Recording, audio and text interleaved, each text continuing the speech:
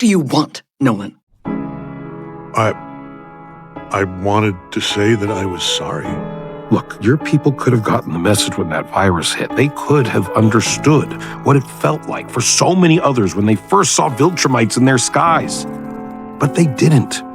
They doubled down, turned the cruelty up to max, and kept on killing. Nolan stole my life, my trust, my sanity. And now he's going to steal you too. So many people did die, Dad. Not just here, but on Thraxa as well. You lied to me. You lied to Mom. You didn't even think about what could happen to Oliver. I know. And I promise I'll spend the rest of my life trying to repair the damage I did. Repair the damage. You still think you can do anything, don't you? Fix all your problems with your superpowers? This can't be fixed, Nolan. There's no way back from where you are. You murdered people. You extinguished families. You spread misery to the people who loved you most. How many people can't sleep at night because every time they close their eyes, they see you? I will never not be afraid of you. I know what that feels like because I'm one of them. And now you show up here with some bullshit apology about to take my son to a war 1,000,000 miles away where he could die, and you think you can repair this? Earth isn't your therapy couch, Nolan. Oh, so now you're a good guy. You don't care about me. Never did. You killed the man I loved. You killed him! Debbie!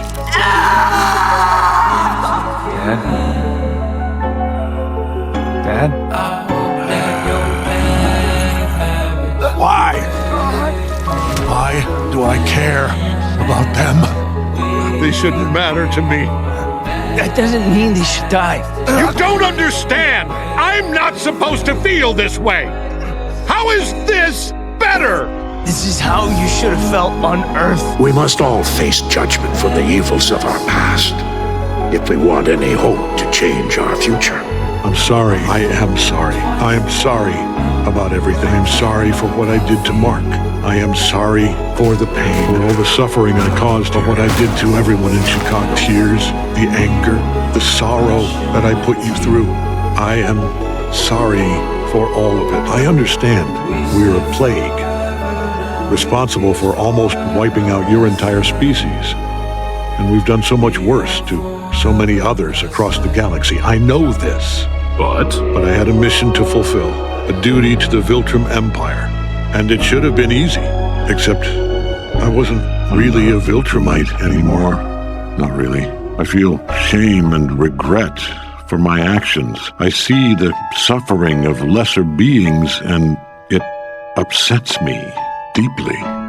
I'm almost 1,000 years old, but 20 years with you, 20 years with you made me human.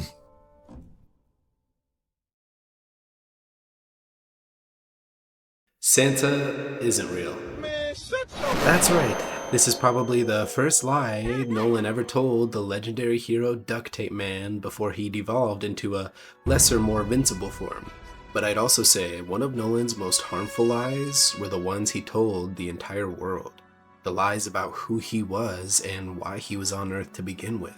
Because Nolan didn't just lie about why he came to Earth, he built an entire identity around it.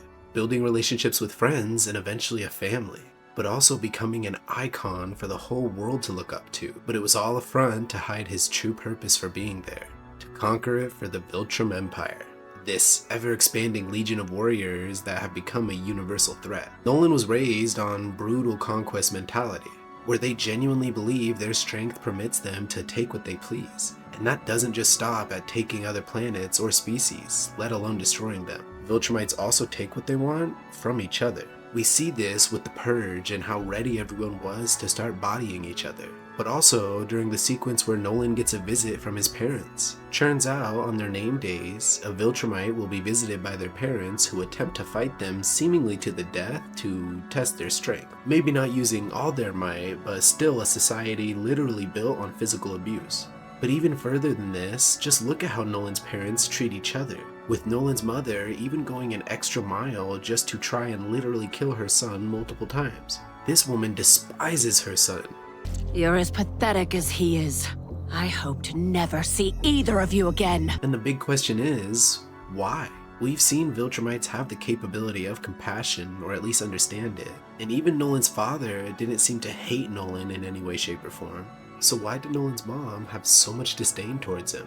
Well, I believe, seeing as this is a society built on conquering and taking what you want, there's a good chance that Nolan's dad did force himself upon Nolan's mother, resulting in her everlasting resentment towards the both of them. And I know while on our planet this is a serious offense to any other human being, it seems likely that, due to Viltrumite culture, this is how a lot of offspring come to be. For proof of this, we just have to take a look at the comics. And spoiler alert for anyone not wanting any spoilers for potential future parts of the series, but we see that Anissa eventually goes on to assault Mark and doesn't really comprehend the morality of her actions until later on, after eventually being accustomed to Earth and its culture, growing a heart just like Nolan did. Even Nolan alludes to the fact that this is sort of the way Viltrumites work, further solidifying the fact that every Viltrumite is born into a losing mental battle and are subject to immediate authoritarian brainwashing, with even their education system promoting violence, survival, and conquering above all else. A brainwashing that Nolan almost doesn't completely shake. As much as he would like to live a happy, simple life on Earth, it's all really dependent on if Mark ends up getting his powers. As at the end of the day, Nolan was still a hardened and loyal Viltrumite, or at least he thought he was. And that's what makes Nolan's character so interesting, as he not only lies to everyone around him, even his loved ones, but he also lies to himself and begins to believe it. But then why does his own identity crisis tie so heavily to Mark's? Because the Viltrumites were attempting to rebuild and expand across the galaxy, and considering they essentially live forever, it was really only a matter of time before eventually they arrived to Earth. And if Mark got his powers at puberty like most Viltrumites do, Nolan would officially have to prepare him as he'd live forever alongside him. And it would be easier to sway him while he was still impressionable and going through puberty, not taking into account how powerful Mark was in his Duct Tape Man form.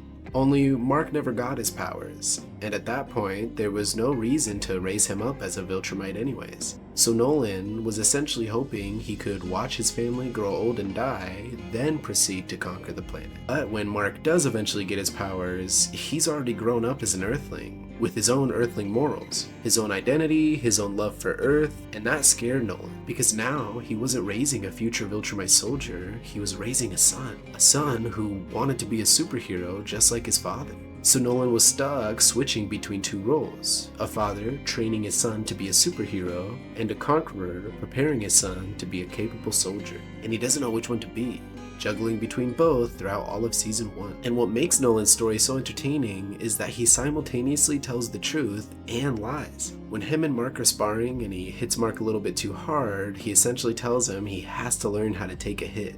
And that's real advice, not only because Nolan has experience with enemies on Earth that would tear a superhero like Vulnerable here in half, but he also has to prepare Invincible for the incoming Viltrumite culture that will invade and change everything. When he plays baseball with him and says, This is the beginning of a long journey for you and me.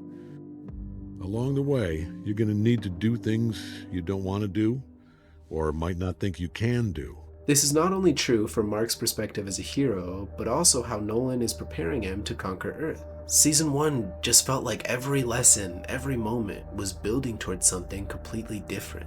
And Nolan doesn't even realize he was only building up Mark's confidence as a superhero more than anything, a confidence that would end up changing the universe. A lot of Mark's biggest moments came from this confidence he shouldn't have. And honestly, confidence he wouldn't have without Nolan. Sure, when Mark fights people like Thragg or Battle Beast, you could say he's running on rage. But rage isn't what gets him into those fights. Or even pride, like Oliver and his multiple failed attempts to fight opponents 10 billion times stronger than him. While Oliver wants to prove he's a fighter while also running on rage, Mark doesn't fully run on rage.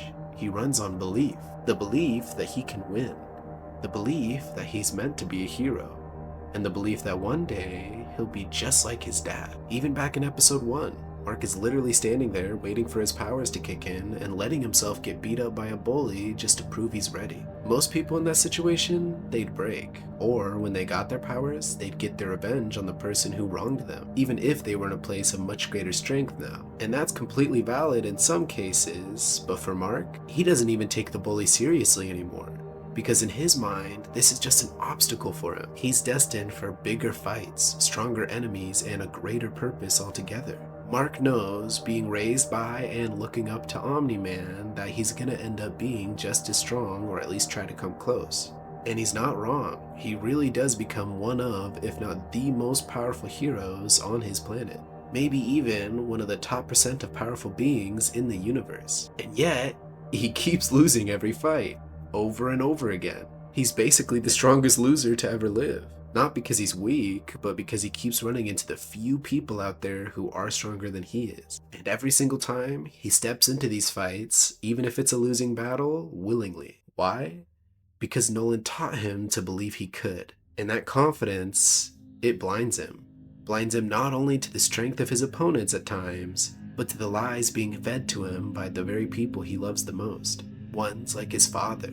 And as we've seen with the show, Mark is completely susceptible to Nolan's influence. Not only have we seen other Marks from alternate realities fully join up with their father, most of them actually tend to. And when Nolan finally decides to be honest and try to persuade Mark, he almost convinces him. With his talks about peace and order and advancements in technology and the benefits of the Viltrumite rule, Mark genuinely begins to consider the idea. And for a second, it almost works. But then Nolan pushes just a little bit too far. All we have to do is welcome Earth into our empire.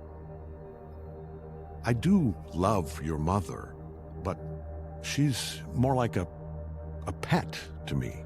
A pet? Obviously so desperate to embrace his Viltrumite culture that he's trying to pretend none of anything around him actually matters. Failing to recognize that what actually matters in this moment is Mark's love for his mom. And it's in that moment that the truth stops sounding like logic and starts sounding what it really is. A complete betrayal and the most obvious lie Nolan could have ever told Mark. Because it was obvious, even to Mark, that deep down, despite these words, Nolan did love Debbie. And it makes sense because everyone knows Debbie is the most important character to the entire story, I'd say. And if it wasn't for her, Mark would have never become the hero that he is. While it's easy to think that Mark is just a carbon copy of Nolan, we tend to forget that Mark has a lot of his mom's most important features, like not only her kind eyes, but also her kind heart. And if there's one person who never lied to Mark like Nolan did, it'd be Debbie Grayson. When Mark leaves for Mars and Cecil and Nolan debate on sending him up there, she says, "Lots of people are going to tell you how to use your powers, but it's up to you to make these decisions. You need to decide what kind of hero you want to be." This is real solid parental advice. No manipulation, no agenda, and even after Nolan's horrific actions in Chicago and across the Earth, she doesn't hide her pain. When Nolan returns and wants to bring her sons to war, she doesn't pretend everything's okay. Mom, it's a war. It's the opposite of careful. Humor me, please. She tells the truth, even when it hurts. Something Nolan couldn't do until it was too late. As Nolan didn't embark on his first steps down the road to redemption until he was reunited with the Viltrumites and almost executed. It's when seeing Alan the alien almost die to save his life that he stops acting like a Viltrumite and finally starts acting like himself. He risks everything to save him, breaking free and fighting with the same Nolan Viltrumite viciousness we saw back on Earth. Only this time it wasn't for conquest or for duty, but to protect someone he cared about. And that's when he finally decides to fully start embracing being a better person. But here's the thing. Just because Nolan changes doesn't mean everything is fixed. When he comes back, people like Debbie and Cecil don't just forgive him, and honestly, they shouldn't. Because redemption isn't about saying sorry. It's about being held accountable, and for the first time, Nolan had to face people who actually know him. People who won't let him hide behind power or excuses, or even the lies he tells himself. People ready to put him in his place and tell him not only what he deserves to hear, but what he needs to hear. And all Nolan has to do is be brutally honest, even if it doesn't benefit him. Just simply drop all the lies. Lies about the Viltrumites' cruelty, the lies he told his family, and even the lies he told himself. But not all his lies hurt the people around him, as his greatest lie resulted in the universe getting one of its most capable superheroes it could get. And no, I'm not talking about Invincible, I'm talking about Duct Tape Man. This was the hero who held on to enough hope to last all of Mark's childhood, through all the lies, and is even still lingering with the character today. Duct Tape Man is the embodiment of who Mark would become.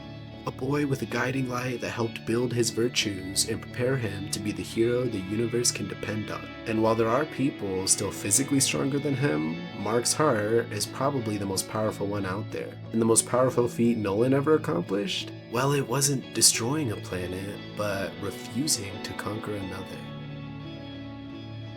If you enjoyed the video or are looking to watch more superhero breakdowns, feel free to subscribe here. Otherwise, if you're more interested in sci-fi, horror, or mystery, then feel free to subscribe right here. Any support is greatly appreciated. Enjoy the rest of your guys' day, and remember, the road to redemption is a hard one, but all it truly takes is putting effort towards each other.